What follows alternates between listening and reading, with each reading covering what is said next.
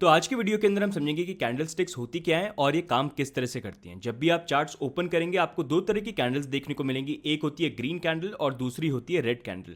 तो बेसिकली ये कैंडल्स बनती कैसे हैं, काम किस तरह से करती हैं और कैसे हम ये स्पेकुलेट कर सकते हैं कैंडल्स को देख के कि आगे किस तरह का प्राइस मूवमेंट हमको देखने को मिल सकता है, वो सब हम सीखेंगे इस वीडियो के अंदर। तो यहाँ पर हम रिवाइज करते हैं कि ये कैंडल स्टिक्स बनती कैसे हैं। ये कैंडल स्टिक्स बेसिकली फाइट होती है बायर्स और सेलर्स के बीच में। तो यहाँ पर जो सेलर्स होते हैं इनको बेयर्स बोला जाता है, मतलब भालू, और ये जो बेयर्स होते हैं इनकी कोशिश हमेशा ये रहती है कि ये प्राइस को नीचे लेके जाए, चाहे वो स्टॉक्स में हो या क्रिप्टो करेंसी के अंदर हो। वो हमेशा सेलिंग प्रेशर यहाँ पर बनाते हैं और इनके जो विनिंग कलर होता है वो होता है रेड। सिमिलरली यहाँ पर जो बायर्स होते हैं उनको बोला जाता है बुल्स, मतलब सांड, और इनका हमेशा एम ये रहता है कि ये प्राइस को ऊपर लेके जाए और इनके विनिंग कलर्स होते हैं यहाँ पर ग्रीन। तो ये जब भी कोई नई कैंडल ओपन होती है दोनों की दोनों आपस में फाइट करते हैं एंड बेस्ड ऑन यहाँ पर कौन जीतता है, किसका प्रेशर ज़्यादा है, उनके विनिंग कलर्स आपको चार्ट में दिखते हैं। तो जब भी आपको चार्ट के अंदर ग्रीन कैंडल देखने को मिलेगी इसका मतलब ये है कि यहाँ पर जो बायर्स थे उन्होंने बेयर्स को सेलर्स को हरा दिया, इसलिए यहाँ पर जो बायर्स है उनके विनिंग कलर जो ग्रीन है वो यहाँ पर दिख रहा है। एंड जब भी आपको रेड कैंडल दिखेगी उसका मतलब यहाँ पर ये है कि जो सेलर्स हैं उन्होंने यहाँ पर बायर्स को हरा दिया, तो इसलिए उनके जो विनिंग कलर्स है जो है रेड वो आपको यहाँ पर दिख रहा है। तो जब भी आपको अब कैंडल्स दिखेंगी तो आप एक तरह से आइडिया लगा सकते हैं कि कौन यहाँ पर जीता है और कौन यहाँ पर हारा है। तो नेक्स्ट यहाँ पर डिटेल के अंदर हम कैंडल्स को और इन डेप्थ देखेंगे क्योंकि कैंडल्स हमेशा डिफरेंट शेप एंड साइजेस में आती हैं। एंड आपने हमेशा नोटिस करा होगा कैंडल्स के अंदर एक तो ऐसी फैट बॉडी होती है जो कलर्ड होती है, या तो वो ग्रीन होगी या रेड होगी, और आपने ऐसी पतली सी डंडियां भी नोटिस करी होंगी कैंडल के ऊपर या कैंडल के नीचे, जिनको शैडो और विक बोला जाता है। तो इन्हीं को हम यहाँ पर अंडरस्टैंड करेंगे कि इनमें डिफरेंस क्या होता है और ये जो विक या शैडो होती है ये क्या चीज़ डिनोट करती है, जो बॉडी होती है ये चीज़ क्या डिनोट करती है। तो बेसिकली होता ये, जब भी कैंडल ओपन होती है किसी भी दिन की, जैसे आज के दिन की हम ले लेते हैं, यहाँ पर ये कैंडल ओपन हुई और यहाँ पर जो प्राइस है ये ओपन हुई $10 के ऊपर। अब पूरे दिन के अंदर होगा ये, यहाँ पर बुल्स ट्राई करेंगे कि हमारा जो दिन है वो क्लोज हो $10 के ऊपर ताकि हम जीतें और ग्रीन कैंडल बने। लेकिन जो बेयर्स हैं यहाँ पर वो ट्राई करेंगे कि नहीं, यहाँ पर जो ये कैंडल है इसको हम $10 से नीचे लेके चले जाते हैं ताकि जब दिन क्लोज हो तो प्राइस $10 से नीचे हो और हमारी रेड कैंडल, ऐसी कैंडल यहाँ पर बन जाए। तो वो पूरे दिन की यहाँ पर फाइट चलेगी। एंड यही जो कैंडल है ये आपको पूरे दिन की जो हिस्ट्री है ना इस कैंडल के अंदर दिखाता है कि कहाँ पर बेयर्स जीत रहे थे, कहाँ पर फिर बुल्स ने प्रेशर मारा, फिर कहाँ पर बुल्स हारने लग गए, बेयर जीत रहे थे, एंड फाइनली हम कहाँ पर क्लोज करें।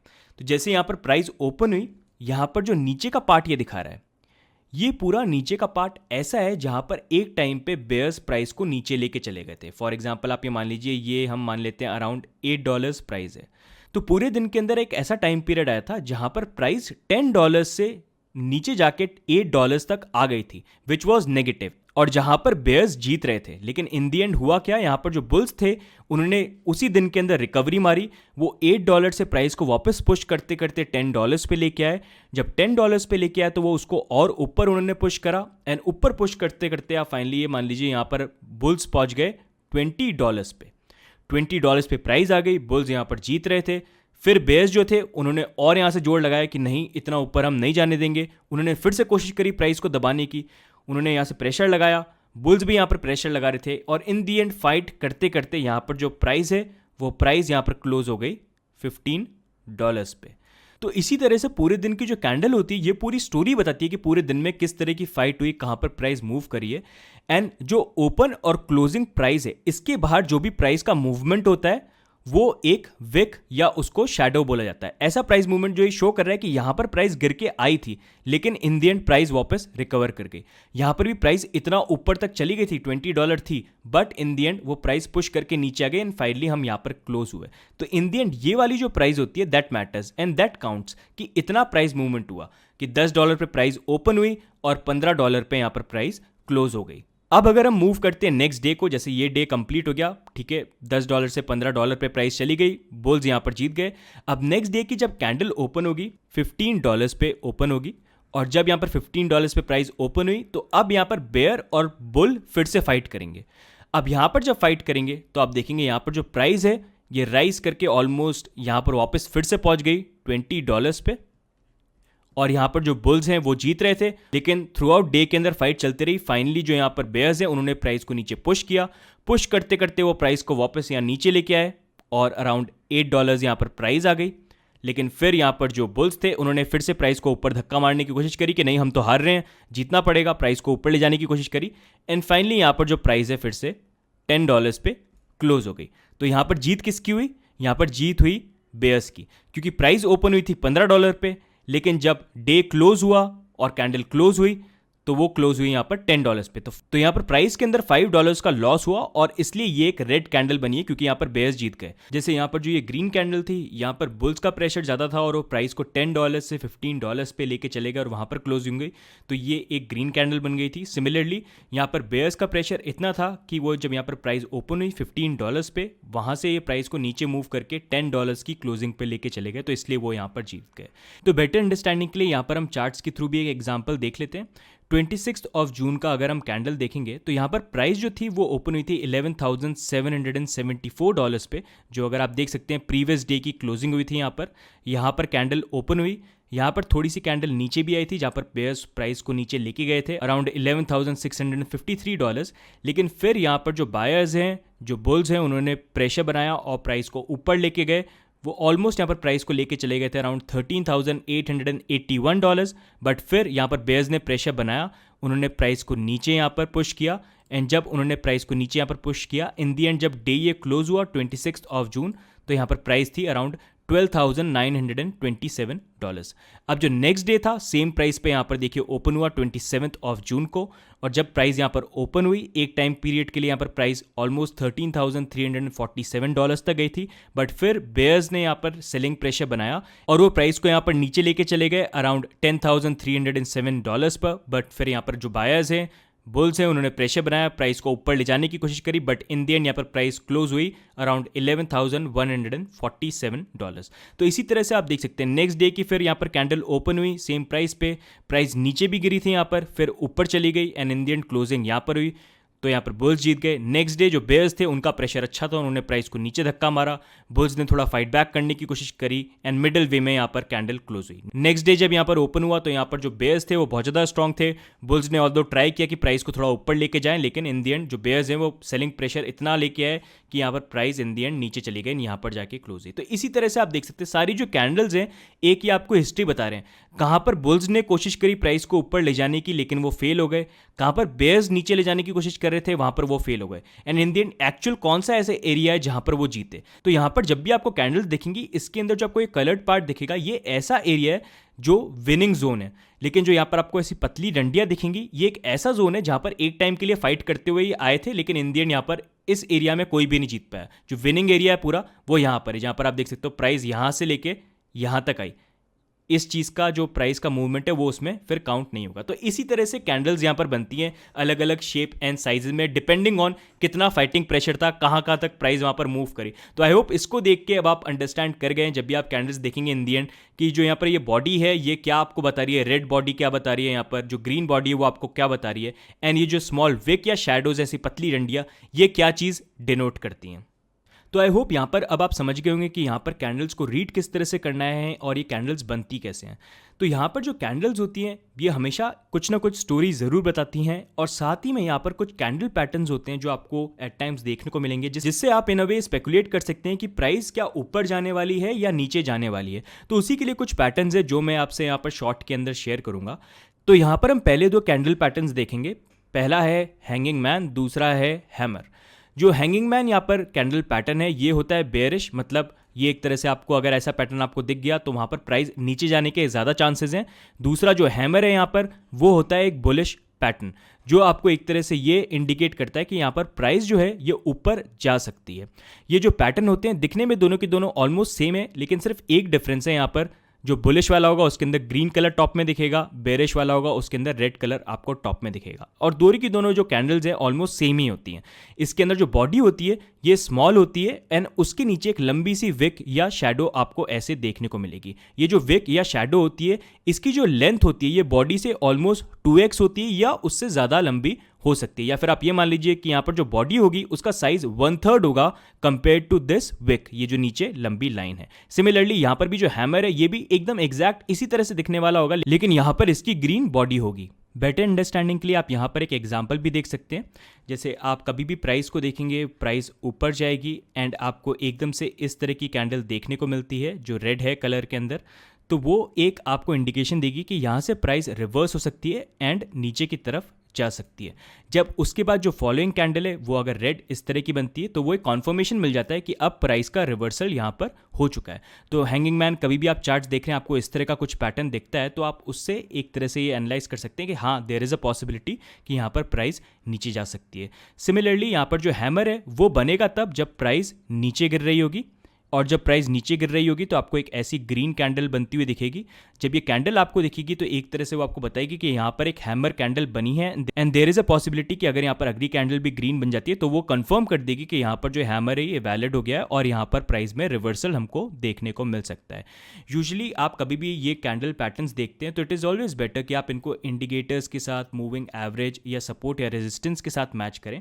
फॉर एग्जाम्पल यहाँ पर जो ये हैंगिंग मैन का हमने एग्जाम्पल लिया है, अगर ये जो कैंडल है ये एग्जैक्टली ऐसे जोन पे बनती है जहाँ पर हमारा रेजिस्टेंस है तो वो एक अच्छा इंडिकेशन हो सकता है कि रेजिस्टेंस पे एग्जैक्टली हैंगिंग मैन कैंडल बनी है तो प्राइस नीचे जाने के चांसेस हैं।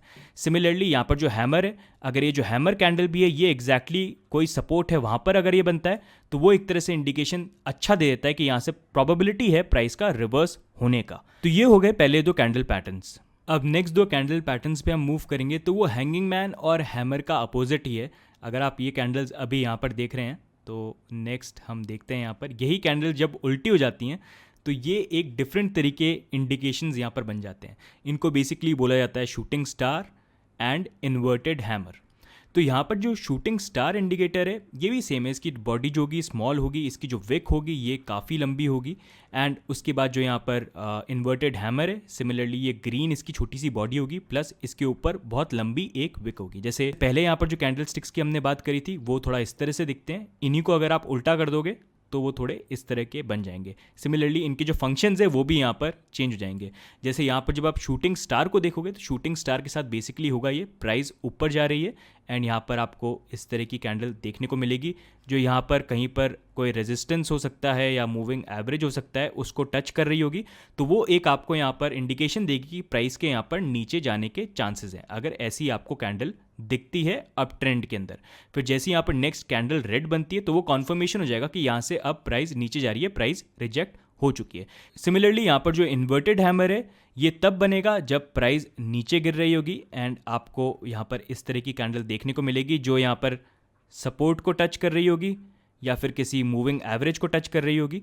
और उसके बाद जब यहाँ पर इन्वर्टेड हैमर बनता है और उसकी जो नेक्स्ट कैंडल है वो ग्रीन ओपन होती है तो वो कॉन्फर्मेशन हो जाता है कि यहाँ से प्राइस का रिवर्सल हो चुका है एंड यहाँ से अब प्राइस ऊपर जा सकती है। तो शूटिंग स्टार और इन्वर्टेड हैमर के बाद हम नेक्स्ट दो इंपॉर्टेंट कैंडल पैटर्न्स के ऊपर मूव करेंगे और वो है gravestone and dragon fly doji. तो यहाँ पर ग्रेवस्टोन और ड्रैगन फ्लाई डोजी जो होते हैं ये होते वैसे न्यूट्रल कैंडल्स हैं, लेकिन अगर ये बाकी कैंडल्स के साथ मिक्स होंगे, ट्रेंड के साथ मिक्स होंगे तो ये एक तरह से आपको इंडिकेशन भी यहाँ पर दे सकते हैं।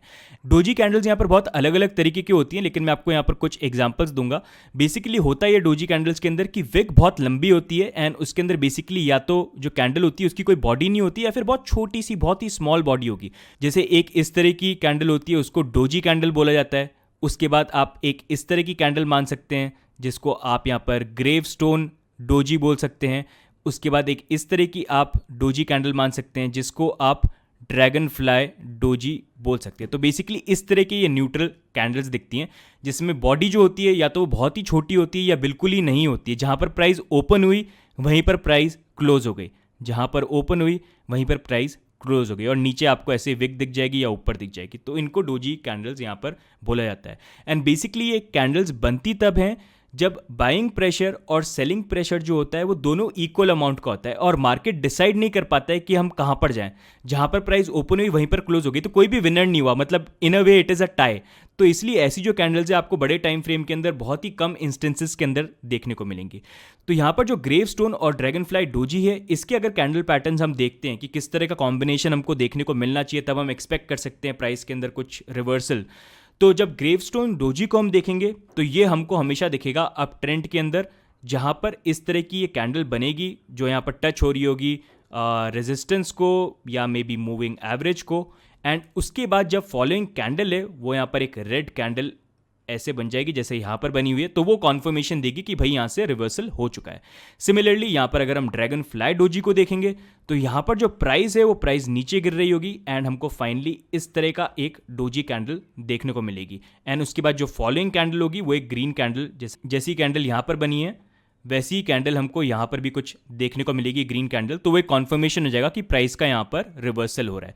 और बेसिकली ये कैंडल्स यहाँ पर यही शो कर रही हैं, जब डाउन ट्रेंड में यहाँ पर आई तो और प्रेशर था, प्राइस नीचे जा रही थी, लेकिन एकदम से बाइंग प्रेशर आया और देखो ये वापस जहाँ पर प्राइस ओपन हुई थी वहीं पर क्लोज हो गई एंड उसके बाद नेक्स्ट अप ट्रेंड चालू हो गया, तो ये रिवर्सल दिखा रहा है। सिमिलरली ग्रेवस्टोन के अंदर भी ऐसे ही प्राइस ऊपर जा रही थी, यहाँ पर जो बुल्स है बायर्स है प्राइस को ऊपर लेके गए थे, लेकिन फिर एकदम से यहाँ पर सेलिंग प्रेशर आया एंड जहाँ पर प्राइस ओपन हुई थी वहीं पर क्लोज हो गई। तो ये एक तरह से बता रहा है कि भाई जो इतना पावरफुल तरीके से तुम ऊपर आ रहे थे यहाँ से कुछ रिवर्सल तुमको देखने को मिल सकता है। तो ये यहाँ पर हो गए gravestone and dragon fly doji candle patterns. तो अब लास्ट दो इंपॉर्टेंट जो कैंडल पैटर्न्स है उनके ऊपर हम मूव करते हैं और वो हैं बेरिश एंड बुलिश इनगल्फिंग। और ये जो बेसिकली पैटर्न्स होते हैं ये पैटर्न्स आपको कुछ इस तरह के देखने को मिलेंगे जिसके अंदर दो कैंडल्स का पैटर्न आपको दिखना चाहिए।